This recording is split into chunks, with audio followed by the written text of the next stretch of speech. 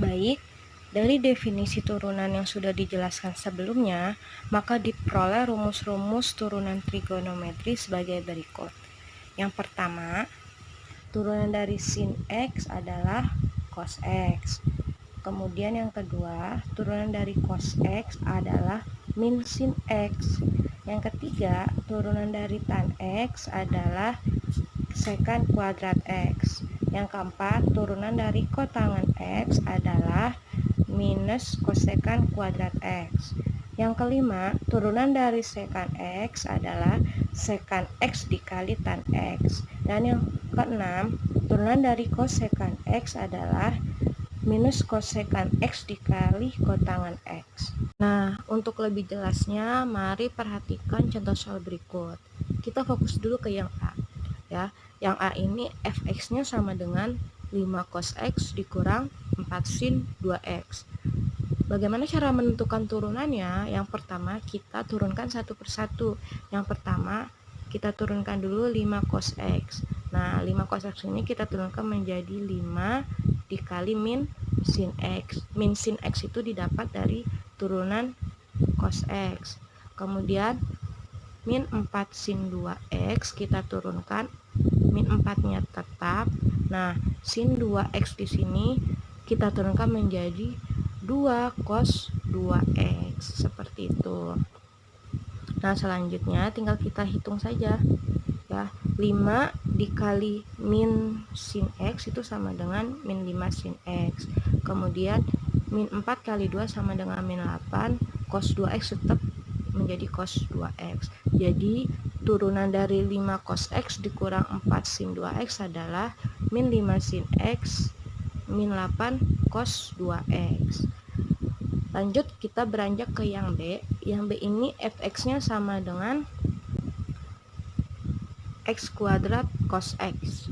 Di sini ada bentuk fungsi aljabar dan ada fungsi trigonometri, di mana x kuadratnya itu ada aljabar dan cos X-nya adalah trigonometri. Bagaimana cara menurunkannya? Ya, kita misalkan dulu untuk x kuadratnya adalah U. Kemudian untuk cos X-nya adalah V. Nah, setelah itu kita turunkan keduanya. Jika U sama dengan X kuadrat, maka turunannya adalah 2X. Kemudian jika V-nya sama dengan cos X, maka turunan dari V sama dengan min sin X. Karena bentuk soal B ini adalah U kali V, maka untuk menurunkannya kita menggunakan rumus U aksen dikali V ditambah U dikali V aksen ya. Nah, kita masukin aja U aksennya atau turunan U nya adalah 2X, kemudian dikali V, V-nya adalah cos X, lalu tambah U-nya itu adalah X kuadrat, dan V aksen atau turunan V-nya adalah min sin X. Kemudian tinggal kita hitung aja. 2X dikali cos X menjadi 2X cos X, kemudian plus X kuadrat dikali dengan min sin X adalah min X kuadrat sin X. Selanjutnya adalah aplikasi turunan. Jadi, turunan dapat kita aplikasikan atau kita gunakan dalam menentukan yang pertama fungsi naik dan fungsi turun. Ya, jadi kita untuk mengetahui suatu fungsi itu adalah fungsi naik atau fungsi turun, kita lihat dulu dari hasil turunannya. Ya, jadi fungsi itu dikatakan fungsi naik apabila turunannya hasilnya lebih besar dari 0. Kemudian fungsi itu dikatakan fungsi turun apabila turunannya hasilnya adalah kurang dari 0. Nah, contohnya, tentukan interval di mana fx sama dengan 1/3 x pangkat 3 ditambah 5/2 x pangkat 2 ditambah 6x naik dan turun. Cara jawabnya pertama kita turunkan dulu fungsi fx-nya. Kebetulan ini fungsi aljabar ya, jadi lebih gampang. Nah, 1/3 x pangkat 3 kita turunkan menjadi x pangkat 2. Kemudian 5/2 X pangkat 2 kita turunkan menjadi 5X, dan 6X kita turunkan menjadi 6. Jadi untuk turunan fx-nya sama dengan x kuadrat ditambah 5x ditambah 6. Kemudian kita cara menentukan fungsi naik ya. Tadi syarat fungsi naik itu apabila turunannya adalah lebih besar dari 0. Jadi kita jadikan persamaan x kuadrat ditambah 5x ditambah 6 itu lebih besar dari 0. Kemudian kita cari faktornya, yaitu x plus 2 dan x plus 3. Nah, x plus 2 itu nanti x-nya menjadi min 2, dan x plus 3 x-nya menjadi min 3. Selanjutnya, kita tentukan daerah yang diminta dengan cara membuat garis bilangan. Tadi x-nya kan sudah ketemu tuh, ada min 3 dan ada min 2. Nah, kemudian kita tentukan tanda dari daerah yang kita dapat. Kita mendapat 3 daerah. Daerah yang pertama itu di sebelah kanan min 2, daerah yang kedua itu di antara min 3 dan min 2, dan daerah yang ketiga itu di sebelah kiri min 3. Nah, kemudian kita beri tanda. Di sebelah kanan min 2 itu tandanya adalah plus. Kemudian daerah yang tengah itu tandanya min. Dan daerah yang paling kiri itu tandanya plus. Nah, karena yang diminta adalah lebih besar, maka daerah yang kita harus adalah daerah yang bertanda positif.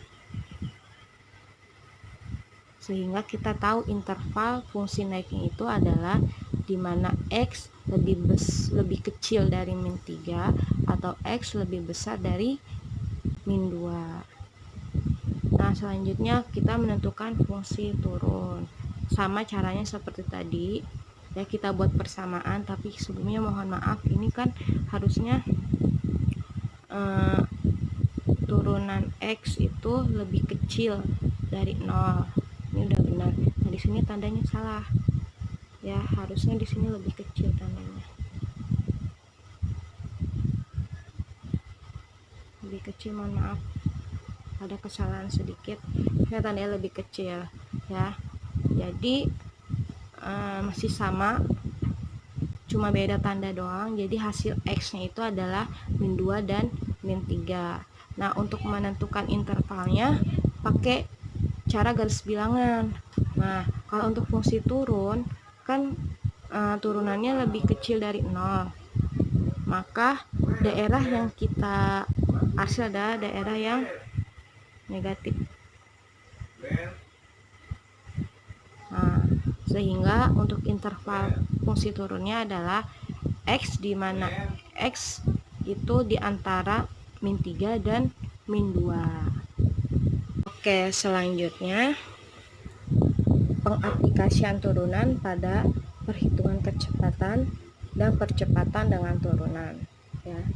Jadi untuk menghitung kecepatan dan percepatan kita bisa menggunakan turunan ya.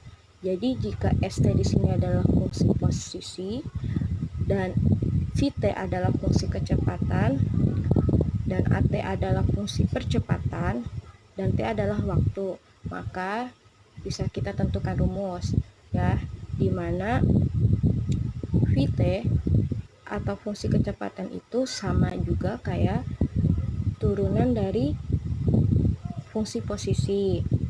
Kemudian untuk menentukan fungsi percepatan itu sama juga kayak turunan dari fungsi kecepatan ya. Di sini tolong perhatikan lagi rumusnya. Nah, ini ada contoh soal. Posisi suatu benda yang sedang bergerak dalam 15 sekon dinyatakan oleh fungsi st sama dengan 3t pangkat 3 dikurang 4t pangkat 2 ditambah 2t ditambah 5 dengan t dalam sekon dan s dalam meter. Maka kita suruh menentukan yang pertama persamaan kecepatan dan percepatan benda tersebut. Kedua, menentukan kecepatan dan percepatan benda tersebut pada saat T sama dengan 7 second. Nah, berikut cara jawabnya. Yang pertama itu kita kan disuruh menentukan percepatannya. Nah, untuk menentukan percepatannya, maka fungsi posisi kita rubah dulu menjadi fungsi kecepatan. Karena untuk menentukan fungsi percepatan kita membutuhkan turunan dari kecepatan. Ya, jadi pertama fungsi posisinya kita rubah menjadi fungsi kecepatan atau ST-nya ini kita rubah menjadi VT dengan cara menurunkan ST, ya, menurunkan fungsi posisi. Ya, jadi 3T pangkat 3 kita turunkan menjadi 9T pangkat 2, kemudian min 4T pangkat 2 kita turunkan menjadi min 8T, kemudian plus 2T kita turunkan menjadi 2, dan plus 5 nya itu kita turunkan menjadi tidak ada, ya, sehingga kita memperoleh VT atau fungsi kecepatan itu adalah 9T kuadrat dikurang 8T plus 2. Nah, kemudian dari VT ini atau dari fungsi kecepatan kita rubah menjadi fungsi percepatan dengan cara menurunkan fungsi kecepatannya, ya. Jadi 9T kuadrat kita turunkan menjadi 18T dan min 8T kita turunkan menjadi min 8 dan plus 2 nya kita turunkan menjadi hilang, ya. Jadi kita sudah mendapat fungsi dari percepatan itu sendiri, yaitu 18T dikurang 8. Selanjutnya yang B, menentukan kecepatan dan percepatan pada detik ke-7 sekon. Caranya kita kan sudah punya persamaan dari fungsi kecepatan, ya, yaitu sebentar nih, untuk fungsi kecepatannya kita sudah dapat, yaitu 9T kuadrat ditambah 9T kuadrat dikurang 8T plus 2, ya. Jadi tinggal kita masukin T-nya itu ya 7 sekon. Jadi 9 dikali 7 pangkat 2 dikurang 8 kali 7 ditambah 2 sama dengan, ya, ini ya, bukan tambah, di sini tuh sama dengan 441 dikurang 56 ditambah 2 sama dengan 387 meter per sekon. Jadi untuk mengetahui berapa kecepatannya pada detik ke-7 sekon, yaitu 387 meter per sekon. Nah, selanjutnya adalah percepatannya, ya. Persamaan percepatannya adalah 18T dikurang 8. Nah, tinggal kita masukin T-nya menjadi 7, ya. Jadi 18 dikali 7 dikurang 8 sama dengan 126 dikurang 8 sama dengan 118 meter per sekon kuadrat, ya. Jadi untuk percepatan pada detik ke 7 sekon adalah 118 meter per sekon kuadrat. Selanjutnya, pengaplikasian turunan pada persamaan garis singgung suatu kurva. Jadi dengan turunan kita dapat mengetahui gradien dari suatu garis singgung terhadap kurva. Yang kedua, kita juga bisa menentukan titik singgung antara kurva dengan garis singgung. Yang ketiga, kita juga dapat menentukan persamaan garis singgung pada kurva. Nah, saya jelasin dong pertama untuk menentukan gradien garis singgung. Jadi sebenarnya turunan pertama dari suatu fungsi Y sama dengan fx itu adalah gradiennya. Yang kedua, untuk menentukan titik singgung dari suatu kurva dengan garis, maka kita harus menentukan dulu turunannya, kemudian kita cari nilai X yang memenuhi untuk yang dimasukkan ke dalam suatu fungsi turunan, sehingga nanti titik singgungnya itu adalah X1, hasil dari fungsi yang dimasukkan nilai X-nya yaitu X1.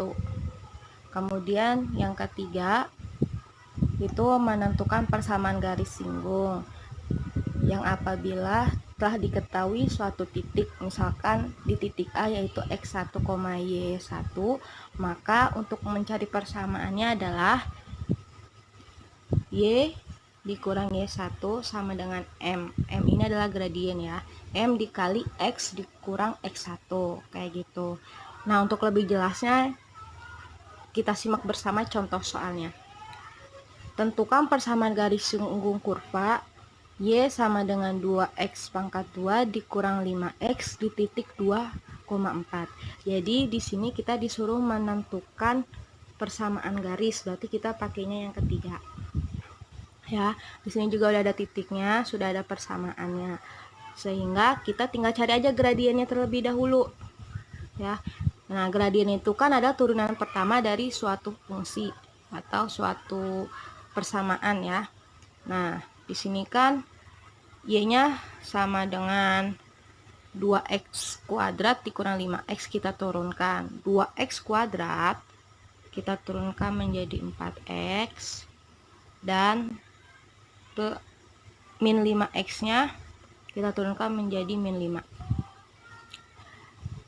Nah, kita ketemu nih nanti nilai M-nya dari mensubstitusikan si X-nya 2. X2 ini dari mana? Dari titik. Nah, ini kan X ya, 2-nya itu.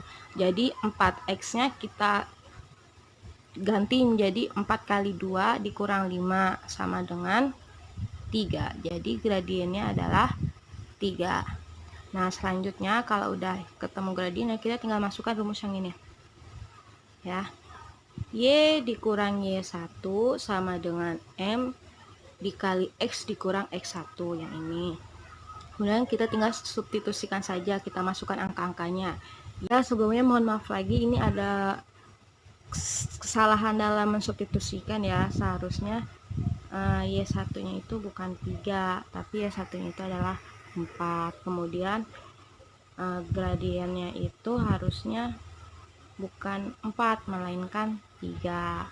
Jadi sini akan saya ganti di sebelahnya ya. Jadi saya kasih tanda panah. Jadi harusnya Y dikurang Y1-nya itu adalah 4 sama dengan M. M-nya itu kan 3 ya di sini. 3 dikali X-nya tetap. Terus min X1.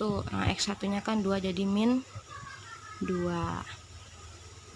Kemudian Y dikurang 4 sama dengan, nah ini 3 dikali X itu menjadi 3X, dan 3 dikali min 2 menjadi min 6. Kemudian di sini min 4-nya kita pindahkan ke ruas kanan, sehingga Y sama dengan 3X. Nah, ini kan min 4-nya pindah ke ruas kanan menjadi plus 4. Jadi min 6 ditambah plus 4 itu sama dengan min 2. Nah, inilah bentuk persamaan yang sebenarnya. Nah, mungkin itu saja yang dapat saya sampaikan. Kami dari kelompok 4 mohon maaf apabila banyak kesalahan dan kekeliruan dalam menjelaskan materi ini, karena kami juga masih dalam proses belajar. Jadi mohon dimaklumi. Mungkin itu saja dari saya, kurang lebihnya mohon maaf. Wassalamualaikum warahmatullahi wabarakatuh.